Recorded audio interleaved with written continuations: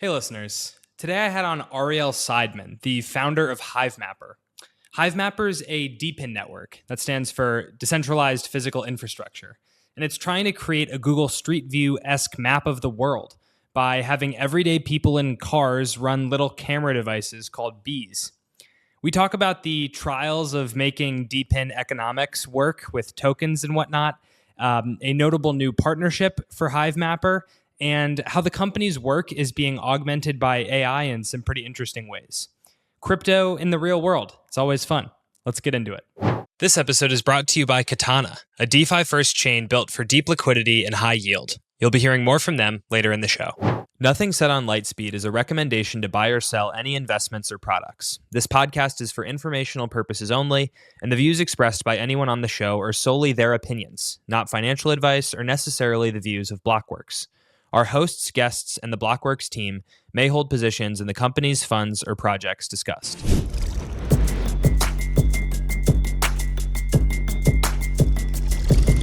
Hello and welcome back to another episode of Lightspeed. I'm your host, Jack Kubanek, joined today by Ariel Seidman, the CEO and co-founder of Hivemapper, back for the second time on Lightspeed. Ariel, thanks for coming on the show. Thank you for having me. Looking forward to it. It's been nearly 2 years since you've been on the show, and so listeners may not be super familiar with you and your story. I think there's some interesting stuff there with, I think you began as like a drone mapping company. So just tell me the Hivemapper story a little bit, how you came to be on Solana, and Okay. So my background, really my first job out of school was at Yahoo, and I was in the Yahoo search group in product management. And a massive percentage of our queries going into the search engine were related to locations, right, or navigation. Roughly 30% of them, right? So just a massive, really large and monetizable query class. And so I started focusing on that, and then ultimately ran Yahoo Maps and kind of helped grow that to like roughly 90% market share, right? So like navigation, places, all that type of stuff. Then Google came around. This is like 2006 timeframe, and they start to make massive investments in their mapping technologies, mapping data collection, mapping technology stack, and so forth. Very quickly as they start to collect their own data, they just ran ahead of us. And they were spending like billions of dollars at the time. We then went to like Yahoo management, where like, look, you crawl the digital world, in other words, the web. You now need to crawl the physical world to understand, navigation, streets, places, all that type of stuff. And they were like literally not interested in investing that kind of money to be able to compete with Google. Obviously, I was pretty frustrated by that. Google obviously ended up kicking our asses, which is not fun to be on the receiving end of that. But look, I think they built something for at the time was the right approach. Looking back on it, I think it was over-engineered. But the fundamental issue that nobody has solved in the mapping world is real-time vision, right? Like what Google has, what Waze has, is basically just real-time motion data. All they know is like, okay, yeah, you're traveling down this road and you're going 30 miles an hour, and then boom, all of a sudden they see the same road and they're like, oh wait, everyone's going like 10 miles an hour, but they don't know why. Right? They don't know if it's like an accident, if it's just like normal traffic, whether there's police activity, whether there's some object on the road, et cetera, right? They'll oftentimes like wait for somebody to report an issue, like through Waze or something like that. But that's a very subjective signal that you're getting, right? Like there's a human who's like trying to interpret the scene, then like pulling out their app and like reporting it. And then like, do I trust that person? With vision, you just like immediately see what's going on, and you have AI intelligence that's running to actually make sense of it, right? So you immediately know what's going around. And then there's obviously changes that are just occurring on a very regular basis, right? Like new speed limit signs, new turn restrictions, new traffic lights getting installed, and you can very quickly see that, new businesses coming out, all that type of stuff. And again, vision, because you see it, boom, you can very quickly update your map. So nobody has yet figured that approach out at scale. We are probably one of the very top contenders for that. But that is kind of the holy grail in terms of mapping, is like, can you figure out real-time vision at scale on a global level? is that more useful for consumer or enterprise use cases? The sense of, okay, it's not just the cars are going slower, but the cars are going slower because a bunch of watermelons fell out of a truck or something. Like, Yeah, what's the use case? Yeah, there's three major customer groups. There is autonomous vehicles, right? They absolutely, like, if you look at a lot of the issues today with robotaxis and autonomous vehicles and even ADAS systems, which is like level 2 autonomy, like you still have a driver in the car in that scenario, is that there's very tricky intersections or construction road work, et cetera, that they need to be updated around, right? And so really the map, or these like real-time maps, is effectively just another sensor that enables the vehicle to see beyond what their actual sensors can see, right? Okay, hey, that road over here, that you can't see right now, it's going to go from 3 lanes down to 1 lane, right? Or like, hey, you want to get off on that exit ramp over there? No, that's closed, right? You're going to have to go off on the next one. All of that type of information, really, really valuable for Robotaxi. And we have many of those customers today who are utilizing Hivemapper in some of those scenarios. And we'll talk more about that later. The other is, definitely commercial, right? Like if you talk about, we have a product for commercial fleets and stuff like that, trucking companies, they want to know like, hey, that truck weigh station, I know where the truck weigh station is. That's pretty simple at this point. But like, I want to know whether it's open, and I want to know how many trucks are currently lined up there. Because if there's like 18 trucks lined up there, then I'm going to go around, right? Because I got to get from whatever, San Francisco to Denver in this time frame. If I don't get there in that time frame, then I'm going to lose a lot of money. And so there's all those type of scenarios in the commercial fleet sector as well.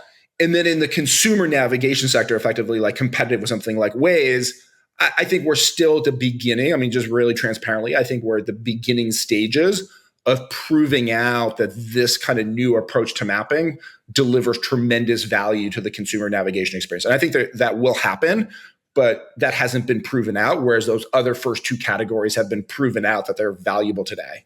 So like, does Google Maps make most of its money off of the consumer side of things, or are they selling their APIs to companies or whatever? Because I'm wondering it, like how people think of Hivemapper maybe as a mental heuristic, as like a more crypto-y Google Maps, but are they actually different in the ways that they monetize? There's 3 main monetization vectors around location, navigation, mapping. One is the enterprise APIs, right? There is there's basically a ride-sharing company in Asia. I'm not going to say who, but they spend literally $30 million a year on Google Maps data APIs and stuff like that, right? For Uber, it got super expensive, and they're just like, screw this, we're going to go in and invest in our own mapping. And they have a very large, sophisticated mapping team at Uber, right? The same thing at Lyft as well. So it just gives you a sense of like, they're willing to make a massive investment in their own mapping teams because the Google Maps APIs are so crazy expensive, right? So that's definitely one. Then the second one is consumer. I mean, look, if you ever just search for places or things, whatever, in Google Maps, like that's all being monetized in a lot of different ways, right? Then there's like order ahead type of stuff, where it's like you go to a restaurant, you can order ahead directly within the Google Maps. Like, so all of these kind of different ways they monetize. And then they also obviously surface up a lot of this data in the core Google search engine, and that's also being monetized as well. So there's kind of a couple different ways that Google monetizes this data. The other way is basically through fleet products, right? So you're talking about like commercial fleets. There's roughly 150 million to 200 million commercial fleets. And we have this product as well. You basically sell them a device. So that's, in our case, the B device. And then on top of that, you layer obviously all the navigation, mapping, location, intelligence, all those capabilities, as well as like monitoring capabilities. So they can see where their fleet is, they can see who the drivers are and how they're driving and all that type of stuff. So those are the 3 main vectors. Mm-hmm. And then like, does Hivemapper primarily monetize in the same way, or do you have a different way of going about it so far? We monetize, yes, we have a data solutions product. So there we would be competitive with some of the APIs that Google sells for sure. And then we also provide a commercial fleet product. Google, for what it's worth, doesn't provide, they don't sell like a hardware device. And so they're not directly competitive with us in that category. there we're more competitive with things like a Samsara or others like in that category, which are very large companies, quite frankly. So the last point is like we don't yet have a consumer navigation experience. Yeah. Right. To get really meaningful revenue from a consumer navigation experience, I mean, you need tens of millions of active daily users. Yeah. Yeah, it's all. This is like a side point, but it's always been interesting to me that Google Maps reviews are not monetized at all in some way, because it's a very valuable. I mean, I live in New York, and if you're a 4.2 versus a 4.6, it's very meaningful for your ability to survive as a restaurant or whatever. Right. And some type of crypto, but I guess people do it for free, so I don't know, like, if there's a whole lot of benefit to adding a crypto element. But if you ever do get to this point, it's something that is, I think would be interesting to explore. Yeah. Places for Google came much, much later. What you're describing is kind of places reviews and all that type of stuff. Mm-hmm. That was actually the last layer that they added. So it was, at some point they were like, okay, we need to add places. And then they started becoming very competitive with Yelp and all that type of stuff. And so that took a whole, probably another 5 years. But the first things they had was basically like the core, navigation, turn by turn, all that type of stuff, which is the thing that most people use every single day. Or, mm-hmm. or like really like, you start to really get very engaged in the product that way. Yes. And it becomes like an indispensable tool. And then like, okay, yeah, I want places and reviews and like pictures of the place and all that type of stuff. That came actually, much, much later, because it's really a fundamentally different product than core navigation. Interesting. Okay. Thanks to Katana for sponsoring this episode. Looking for the next big chain? Katana isn't yet another new general purpose blockchain. It's purpose-built for DeFi users and focused on giving the best experience possible. It does this by sustainably generating deep liquidity and high yield. If your assets are sitting idle, they're dead. Katana is built from the ground up with DeFi mechanics to bring your bags back to life. All you have to do is bridge over, and Katana does the rest of the work for you. Incubated by Polygon Labs and GSR, Katana launches with a notable ecosystem of primitives, assets, and partners, including Morpho, Sushi, Vertex, Lombard, Chainlink, and Yearn. Be early to Katana. Join the pre-deposit campaign before mainnet opens at the end of this month. Deposit funds and open rewards filled with randomized amounts of CAT tokens. There's also a CryptoPunk and other exclusive NFTs hidden for some lucky depositors. Thanks again to Katana. Sol lovers, grab your Ledger Flex Solana Edition now at the link in the show notes. The Ledger Flex Solana Edition is now accessible to anyone who holds Sol in their wallet. Any amount of Sol held on any wallet will do the trick. You'll also get a magnet folio, SBT, and $20 in Solana. This is your last chance to grab the custom magnet folio and Sol voucher, so don't miss out. As always, investments in blockchain technology involve risk. Terms and conditions apply. Do your own research. That's the only Google Maps I've ever known as a Zoomer. But but yeah, I get, so in lieu of there being a consumer Hivemapper app, I think the way that a lot of people follow the startup's progress is just kind of through some of the partnerships you've been able to land. Yeah. And it seems like there's a growing number of logos on the Hivemapper graphic or whatever. Lyft is on there, a couple other companies, and by the time this episode comes out, a new one. So I'm curious to hear about sort of how you're monetizing through partnerships with companies and maybe this new one that you've just been able to disclose. Yeah. So we have Lyft, we have Here Technologies, which is owned by the large German car manufacturers. They've been an early partner and a growing partner with us, and we're really excited about the stuff we're doing with them as well. And then we have NBC, which everybody knows. They're doing some really cool stuff, which I think we'll let them announce that. We don't want to steal their thunder. And then the most recent one is Volkswagen. And obviously Volkswagen is a huge company. We're working specifically with their Robotaxi team. And so they're launching a Robotaxi service in 2026 in both Austin and in LA, and obviously Germany as well over time. And we're basically providing a lot of the data related to, okay, is there road construction, right? Like how bad is this road construction? What roads are affected? Parking information, right? So parking information, like can the Robotaxi actually pull over here? Is there a fire hydrant? Is there road construction? Is there some other blockage or something like that would make pulling over to pick up a passenger or drop off a passenger at this very specific location, potentially riskier or less risky, right? And so, you can think about the level of detail associated with that.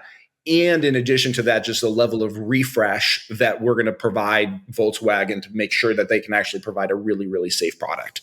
So there's others as well in the Robotaxi service that we can't yet announce, but they are customers. And so this is what we're starting to see in the whole autonomous driving section is just accelerated growth, right? Like deals in this category, maybe a year ago would take us like 6 to 9 months to close.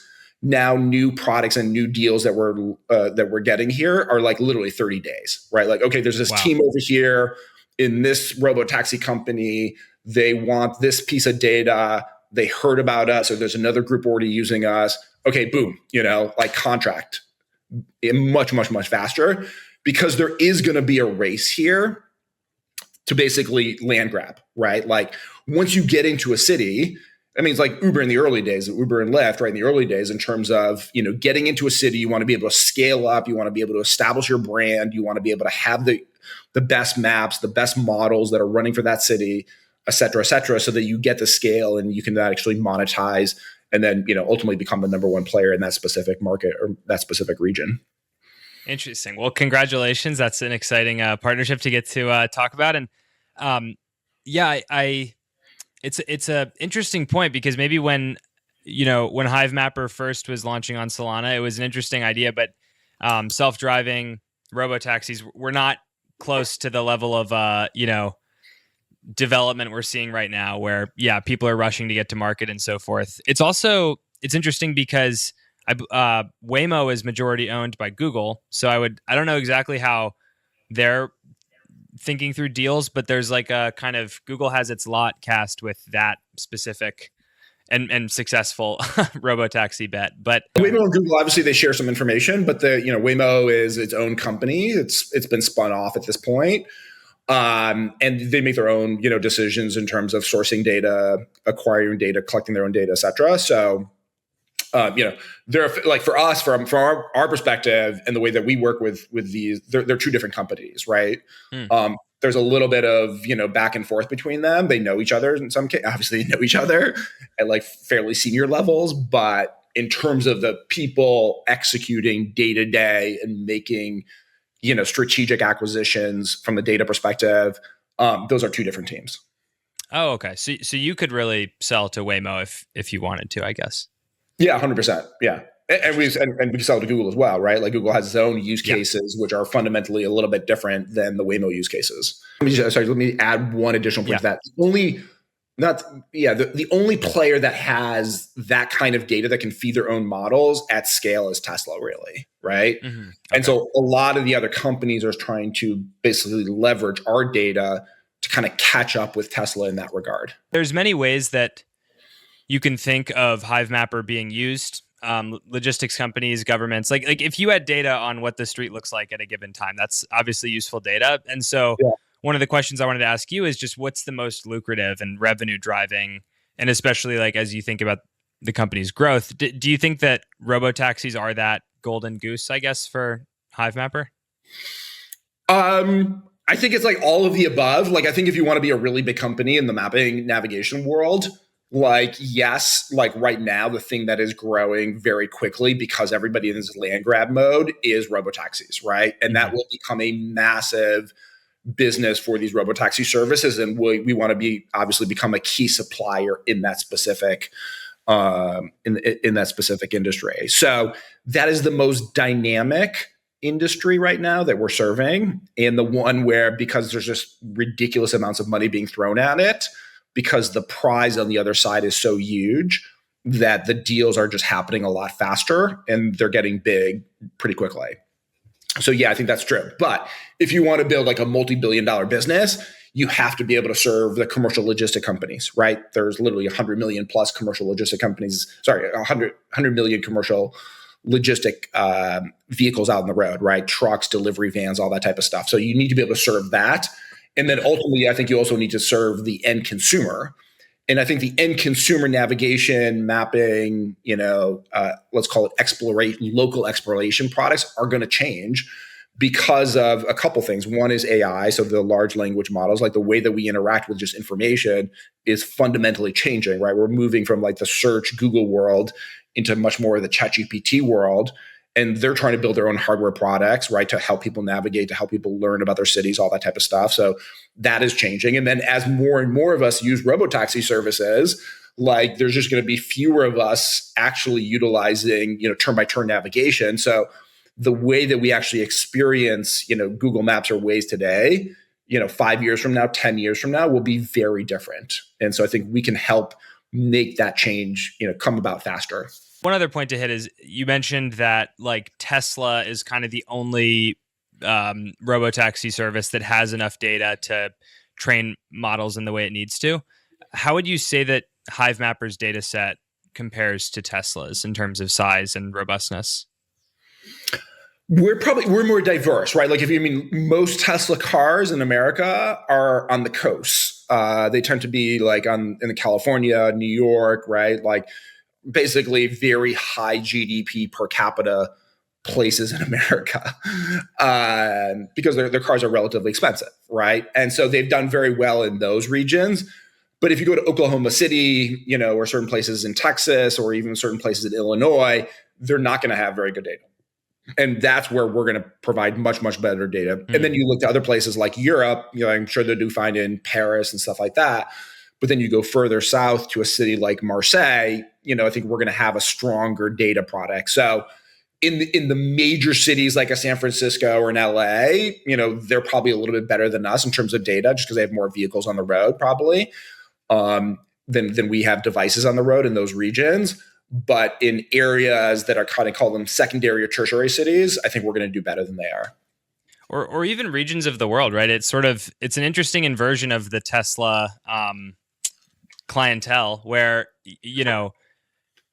an elite living on the coast maybe won't be as interested in being able to profit a few $100 off of mapping with DePIN, but someone who lives in, I don't know, Southeast Asia somewhere might really be interested in doing that. So you actually are reaching the inverse of who Tesla's kind of able to reach. And I'm sure there's people mapping in cities too, but it's an interesting note with the types of places you're mapping. How much of the US and of the world do you have mapped at this point?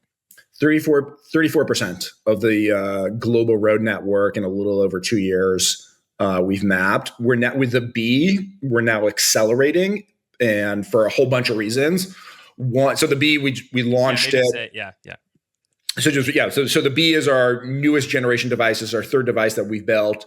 It is incredible device on so many levels. It actually builds the map on the device. So there's AI running on the actual device, so we don't have to upload all the imagery. So it lowers our costs. It's a much easier product to use for the drivers as well. There's a whole bunch of stuff out on the internet about it. So I'll let people go search. It was definitely late, so we apologize about that. So it was about 6 months late, but now we're shipping it. It's also just incredibly passive.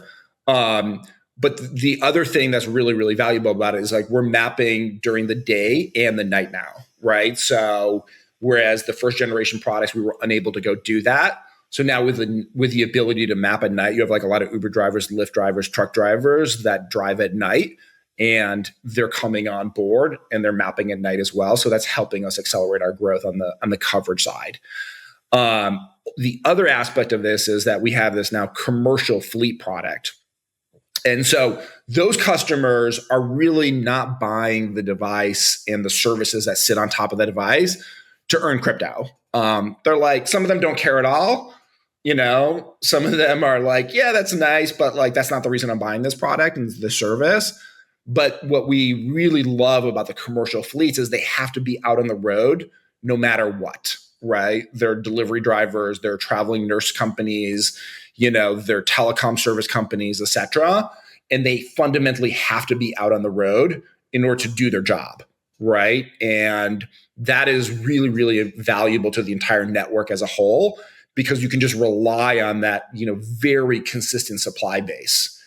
We love the crypto contributors as well, but I don't think it's any secret that crypto contributors tend to be a little bit more sensitive to crypto prices, and so they're great, and we love them. But you also want to combine that with a very stable supply base as well. Thanks to Katana for sponsoring this episode.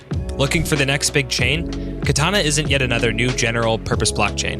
It's purpose-built for DeFi users and focused on giving the best experience possible. It does this by sustainably generating deep liquidity and high yield. If your assets are sitting idle, they're dead. Katana is built from the ground up with DeFi mechanics to bring your bags back to life. All you have to do is bridge over, and Katana does the rest of the work for you. Incubated by Polygon Labs and GSR, Katana launches with a notable ecosystem of primitives, assets, and partners, including Morpho, Sushi, Vertex, Lombard, Chainlink, and Yearn. Be early to Katana. Join the pre-deposit campaign before mainnet opens at the end of this month. Deposit funds and open rewards filled with randomized amounts of CAT tokens. There's also a CryptoPunk and other exclusive NFTs hidden for some lucky depositors. Thanks again to Katana. Sol lovers, grab your Ledger Flex Solana Edition now at the link in the show notes. The Ledger Flex Solana Edition is now accessible to anyone who holds Sol in their wallet. Any amount of Sol held on any wallet will do the trick. You'll also get a magnet folio, SBT, and $20 in Solana. This is your last chance to grab the custom magnet folio and Sol voucher, so don't miss out. As always, investments in blockchain technology involve risk. Terms and conditions apply. Do your own research. Why do it with a token? Why not just use like dollars? Yeah, so I've thought a lot about this. So let me first kind of take a step back here and say, I think one of the issues that DePIN has right now is a lot of people started launching DePIN products, started launching products under the umbrella of DePIN, but they were not actually, there was nothing DePIN about them. And so I would submit to you that what kinds of products actually require DePIN, okay? Something where you need to align a lot of different people, usually over a broad geography, right? And you need to align them and incentivize them to take a very specific action to then go build a product that will then reach scale. Then you'll actually have something to sell, right? And if you don't reach scale, then you don't have anything to sell, right? Fundamentally is the core thing, right? So obviously in our case, like if you map, let's say San Francisco, 50 square miles roughly, you don't have a lot of products to sell people, right? And so you have to be able to actually get coverage in many, many, many regions all over the world, monetize it, build data products around it and so forth, right? The same thing for Helium, right? Like Helium can't go to AT&T and basically be like, hey, we have coverage in Santa Monica, California. That's not a thing. But I think what's happened over the last, 2 years since kind of DePIN became its own category is people would launch products under the thing that DePIN, and it was like, but this isn't DePIN. You don't need DePIN, right? The best example is something like a scale, competitor Scale AI, basically data labeling for AI engines, stuff like that. There is nothing DePIN about that, right? A customer comes to you and says, hey, I need you to label this data. Okay. On the other side, you get a whole bunch of people to then go label that data, for that specific customer. There's no tipping point where you need to assemble and, scale. And once you have scale, then boom, can you actually sell that customer? That's not so you don't need DePIN at all for those types of products. And so I think the DePIN category has gotten muddied is fundamentally the issue. Okay, now why do we need a token? I do think a token is very valuable. I think a token basically says, look, we're all creating this thing together, right? As we go and create this thing together, only if we actually reach scale and a tipping point where you can actually go sell your product to many, many customers, is this thing going to be valuable, right? So you do need believers in the early days around this vision, around this idea, around this concept. And so fundamentally, I think that having people hooked into that economic engine is very powerful. Now, in our case, I think you also need on top of that, right, other types of contributors that are very consistent and very, just like I was saying, the commercial, delivery folks, they're just out there driving no matter what. Some of them are being great, there's a crypto, token on top of it that I could potentially earn. Awesome, right? That's icing on the cake. but it's not the core thing that I'm getting engaged with. So, I think over time, I mean, if you look at Bitcoin miners, it started off as, kind of just individuals doing it. And then it became more and more professionalized over the time. I think probably if you fast forward 5, 6, 7 years, in the case of Hivemapper, the same thing will be true. A lot of good stuff in there. I want to ask, like, you mentioned the DePIN label, so decentralized physical infrastructure, has been muddied too much to where DePIN kind of exists to allow something that would be really difficult to scale to achieve scale, like a Hivemapper or a Helium. So I guess in your view, like, how many pure DePIN bets are there out there today? Like what, I don't want you to have to jump on people, but what to you are like real DePIN examples that you can point to? I mean, I know of 3, and I could be off here, right? I think there's GADNet, which is doing positioning technology. I think there's Helium. There's some competitors to Helium as well. I'm not familiar with all of them.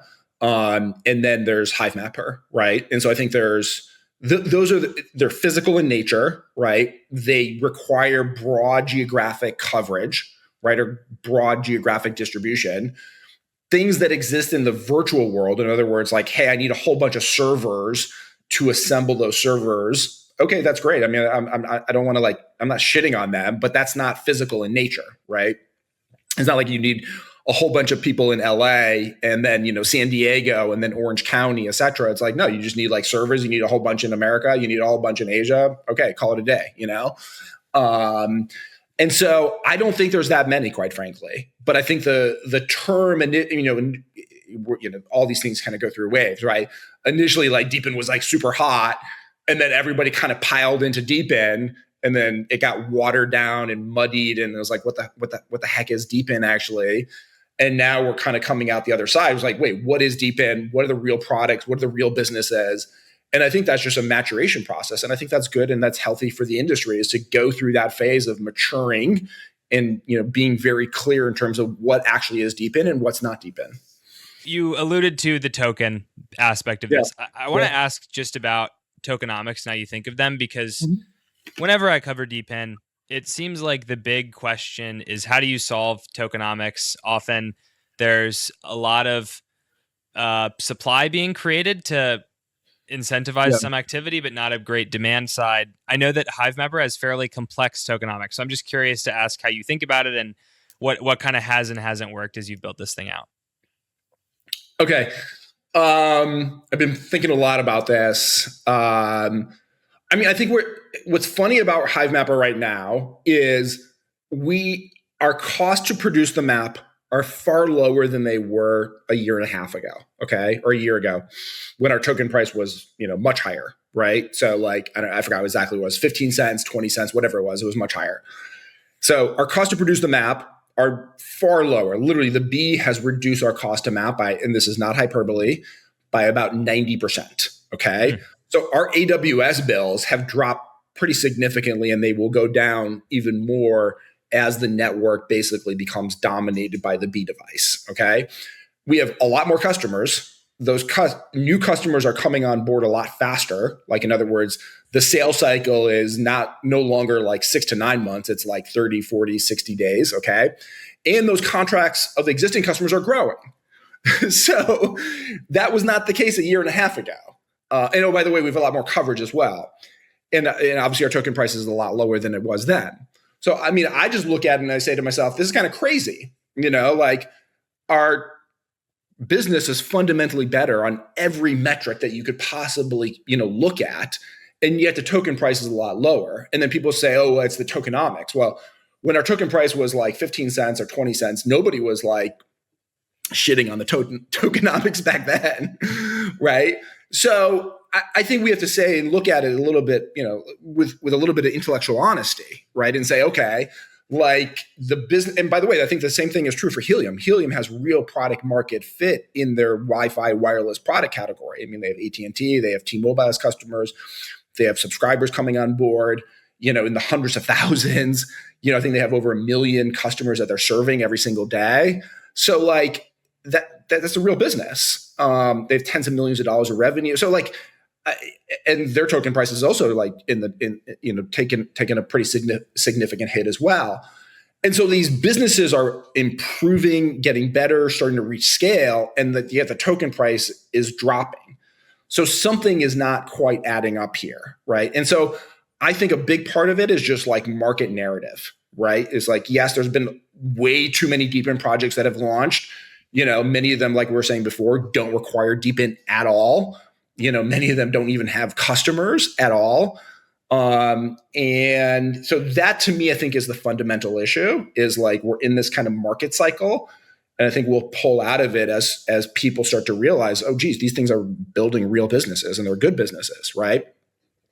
The other thing to remember here is like networks, businesses like an Uber or a Lyft for that matter, took many, many, many, many years to reach scale and then turn that scale into a cash flow machine, right?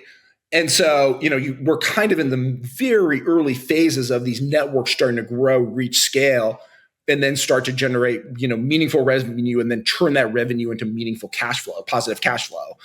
And so, in the case of Uber, it was like literally, I think 10, 15 years before they started to like really generate meaningful cash flow, positive cash flow. And I think the same thing will be true in the case of DePIN, right? For those things that are really reaching massive scale, it will take a while for them to reach positive cash flow. Now they're generating revenue, we're generating revenue. Our customers are growing with us and, allocating more and more dollars towards Hivemapper products. So look, I think we're in this phase right now that is very uncomfortable from a market perspective, and I get it. But if I just look at the businesses themselves, nothing has changed from a tokenomics perspective, from a year and a half ago to now, and the businesses are improving. So, I mean, we can talk a little bit more about tokenomics, but I think that's kind of like my macro take on kind of where we're at right now and what's happening. This is like, a kind of forbidden question maybe, but like, does the token need to be sustainable? So like something I've thought about is, if you talk about the token part of DePIN as just a way to bootstrap these networks as they're emerging, but then in 10 years, the Helium, say, is a viable business. They convert the HNT token to like equity in Helium company for the token holders, and then they just pay people out in stable coins or something because the speculative like crypto native adoption is no longer as needed. You have a sustainable business. So like, does it even matter? I think that's an interesting take. I mean, I've heard people talk about this. I don't want to share private conversations, that I've had in the DePIN category, but I've definitely heard some version of that, right? Like where the token is very important in the early days in terms of, exciting and motivating and inspiring people in the kind of like the early speculative phase. And then over time, at least from the contributor perspective, it becomes less critical, right? Because you've reached scale and like it's clear it's a real business and the network starts to grow, et cetera. So from my perspective, I have not yet formed a definitive opinion in terms of like whether or not Hivemapper should go down that road. I do know that there are other folks that are potentially considering going down that road. I think in the Hivemapper case, I think it's too early to make that decision, but I think it's interesting, right? I think it's an interesting take. I mean, you're seeing this we're seeing this right now with Robinhood, right? And others the crypto markets and the stock markets, like the difference between those two things is starting to get a little bit gray, right? It used to be like there was a crypto market and then there was like a stock market, and they were like fundamentally like two totally different things, two totally different, investor bases, quite frankly. And I think you're starting to see those things kind of, muddy and converge over time.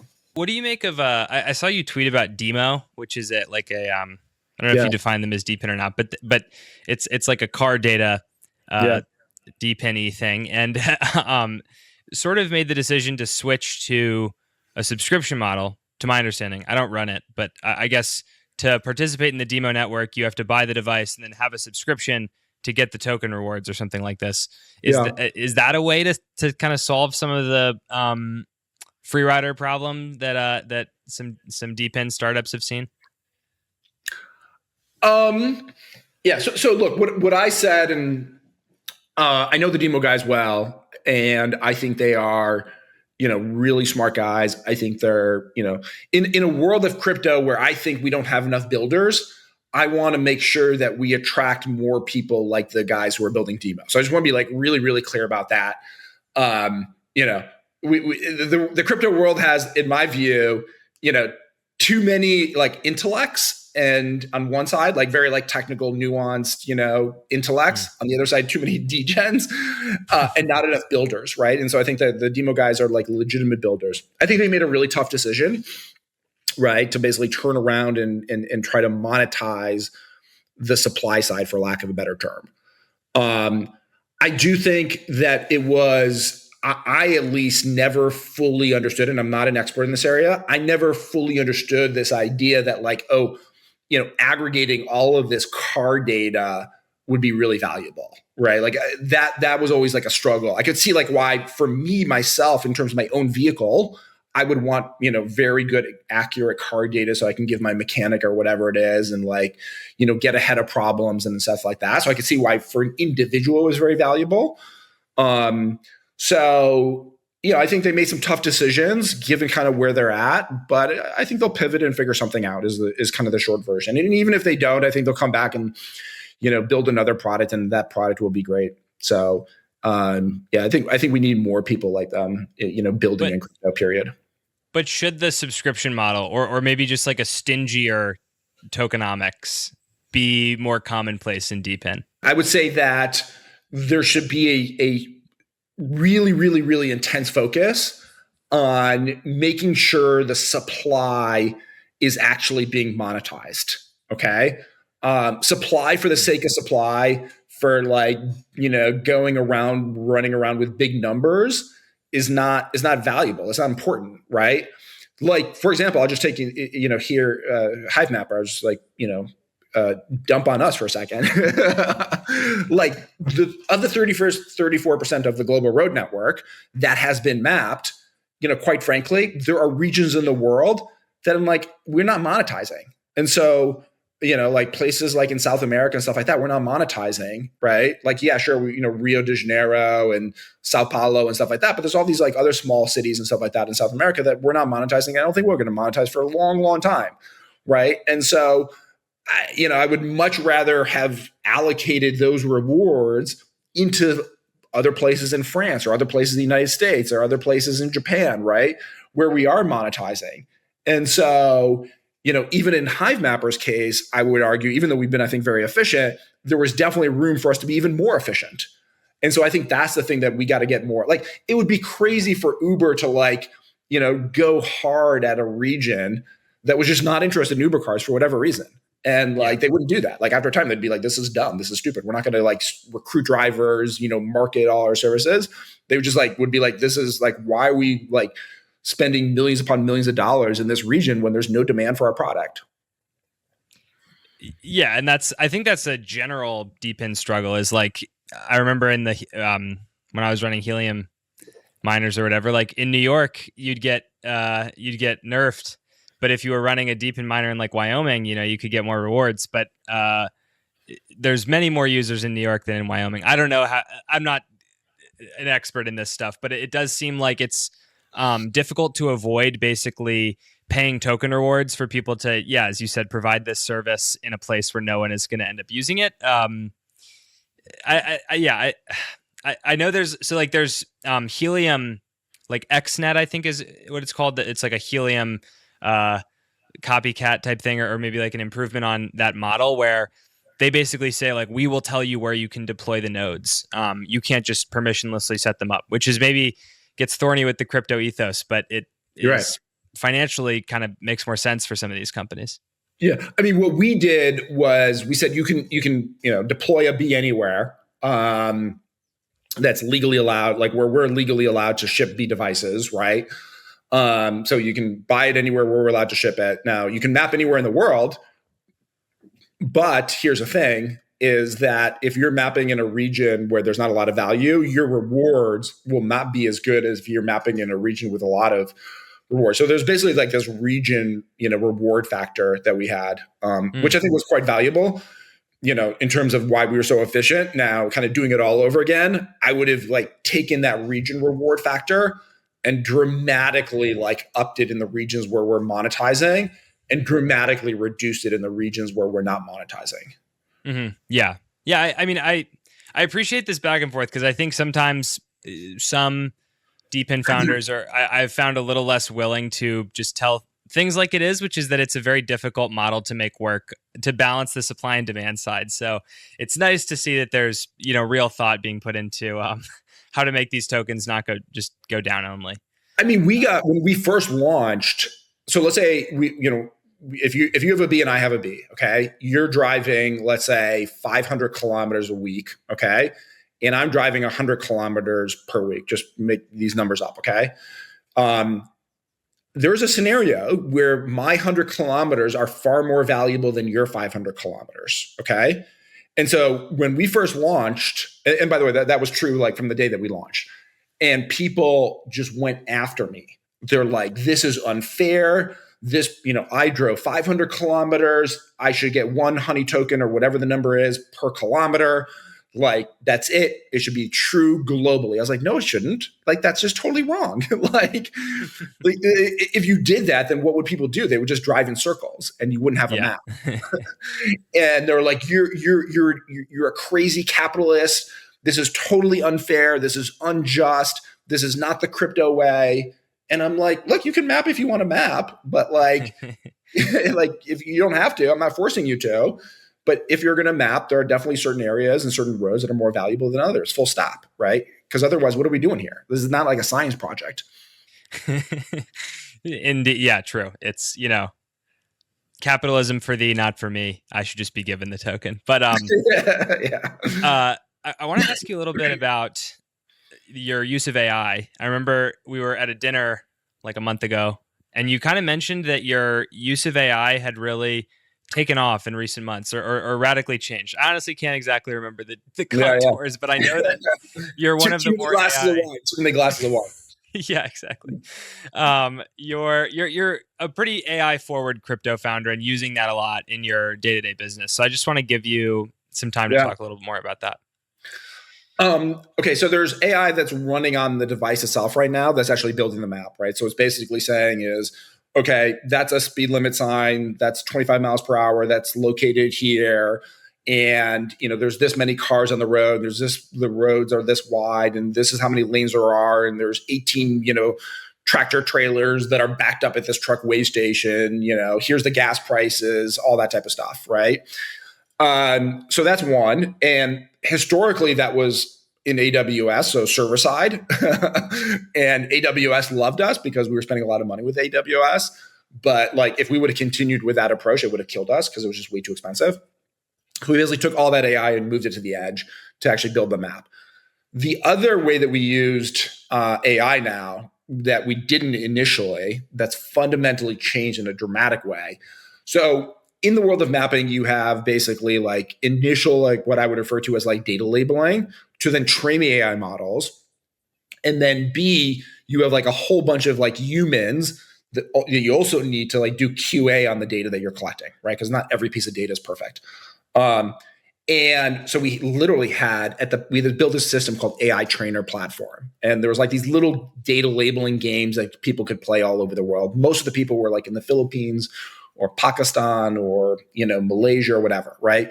And they would play these games, come on, to the computer or on their phone and play these like different data labeling games to QA the data and improve the data, whatever it is. And there was a lot of them, okay? And we were rewarding out on a weekly basis 10% of all emissions were going to these like humans who were doing these AI training data labeling games. And this was like basically we built this platform in like 2023. At the time, ChatGPT was not good enough to do those tasks, okay? Fast forward to today, it basically can do 90% of those tasks. It blows my mind, quite frankly. And so we literally just retired the AI trainer platform for these 50,000 people. And we're reallocating that, 10% of a weekly emissions to other more productive mechanisms. So that is massive. I mean, there's obviously the token emissions, but there was also just like we had to maintain this very large, complicated platform to go do this stuff, right? Like there's a lot of fraudsters, a lot of other stuff, whatever. And it was like tying up a lot of engineering time. Now, all of these kind of data QA, type of stuff is all being done by, different AI systems. Wow. And if we don't try, and sometimes like the situation can be a little bit more complicated. So we're like, okay, ChatGPT, we may not trust with it. So we'll go to Claude or we'll go to Gemini and we'll kind of run a consensus. It's pretty amazing and shocking at the same time. Yeah, that's you said 90% of all of that stuff now 90%. In a very short period of time. I mean, yeah, you're talking about like hundreds of millions of tasks per week, right? I mean, just massive numbers that were being done by humans that are now being done by these AI models. Yeah, it's like funny because I think there's been this very attempt to jam a square peg in a round hole with crypto and AI in many cases, but here is a crypto AI use case where like that's just, I mean, I guess freeing up Hivemapper to work on things that is, work on these Robotaxi partnerships and all the other things you can be shifting resources to that you no longer have to worry about. So it's an interesting kind of connection there. Yeah, I would argue, like, this kind of goes back to the point we were talking about before in terms of like the core business. If I just look at the core business in terms of the economics of the business, in terms of the capabilities of the product of what we're doing, like this is huge, right? Like, I mean, look, historically, Google Maps, I think, still has thousands of people, mostly in India, but other countries as well, that are basically doing QA on their map, right? And because of kind of where we're starting, we're saying is like, we don't need that, right? Sure, like maybe once you get into places and like a lot more subjective data, and I'm sure like Google Maps has its own initiatives to kind of, reduce that as well.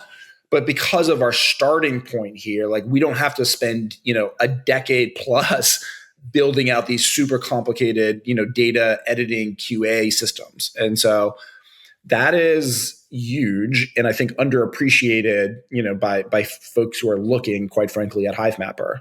Because if you really understood like kind of what it takes to build a map at scale, you'd be like, oh crap. Like if you look, I would even argue that, I mean, if you look at like companies like Apple and Google, et cetera, they have thousands of people, that build and support their maps team. I would argue that a team of like 50 to 75 people could replicate what they've done over decades now, just because of all these different AI tools, et cetera. Wow. Yeah. Huh.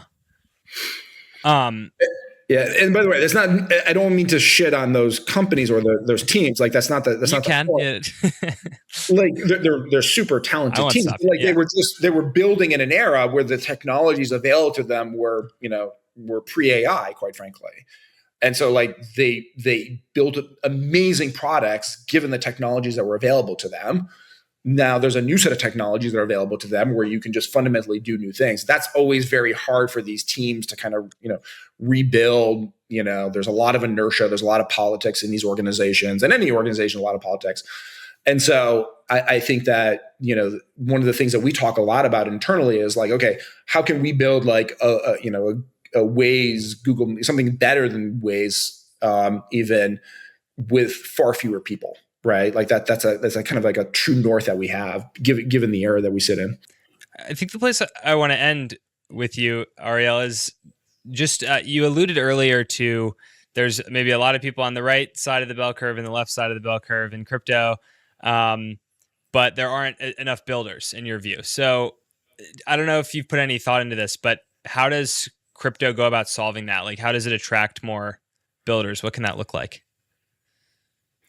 I mean, I think I live here in the San Francisco Bay Area in Silicon Valley, and I think that especially under the Biden administration, and hopefully this is changing as new regulation comes on board here.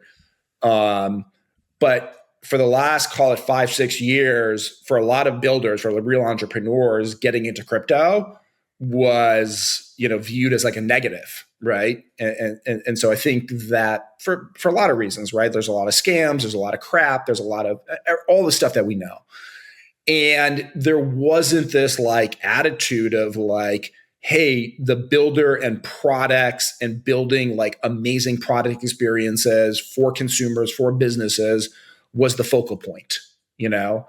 And I think, you know, others have said this even better than I have, is like the token and all of that can be a really big distraction, right? Because all of a sudden you're like, oh, you're worrying constantly about this token thing and the token price and markets and this and market makers and whatever it is. But like, you know, that's not the product. The product is the product, and the token should be a reflection of how good that product is and who it's servicing and stuff like that. And so you have like this cultural issue combined with this like stigma issue that has left or blocked a lot of entrepreneurs and builders from getting into crypto. Now, so that's the bad news. On the flip side, to be positive about this, is I think that's starting to change, right? I think you're seeing like Stripe embracing stable coins in a massive way, right? I think you're seeing Robinhood, which is a really great product, a really great company as well, starting to embrace stable coins and other aspects of crypto.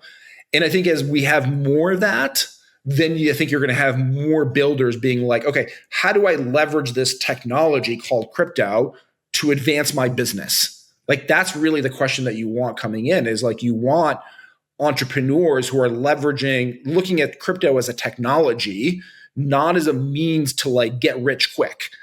And if you have more of that, then I think you're going to get better products. And I think those products will reach more consumers and reach more businesses that will then expand the overall crypto markets. Because that's fundamentally the issue right now, is like the crypto markets are 3 billion, 3.5 billion. I don't know exactly the number. Most of that is in Bitcoin, right? Trillion. Yeah, sorry. 3 trillion. Yeah, 3 trillion. So 3 trillion. So most of that, like 65-70% of that roughly, I think is in Bitcoin. So, you know, that's not that big, right? To start with, 3 trillion is basically the size of Apple, right? One company. So if we want to go after big markets, you need great products. Like you just full stop. You need great products that are like really meeting a need, filling a gap in these big markets. Without that, you're going to be kind of contained to like this crypto casino world, right? And then Bitcoin, and then that's it. And I just don't think that's that big. Ariel, that is all I had to ask you about today, but it's been a really fun conversation, very candid. So thank you so much for taking the time to chat. Yeah, thank you. It's been awesome. Thank you, everyone, if you've made it this far, for listening. If you enjoyed, please give us a like, a 5-star, wherever you get your podcasts. Subscribe to us. Follow us on Twitter at LightspeedPodHQ. If you enjoyed this episode, I'd love if you shared it with a friend, and we'll see you all again very soon.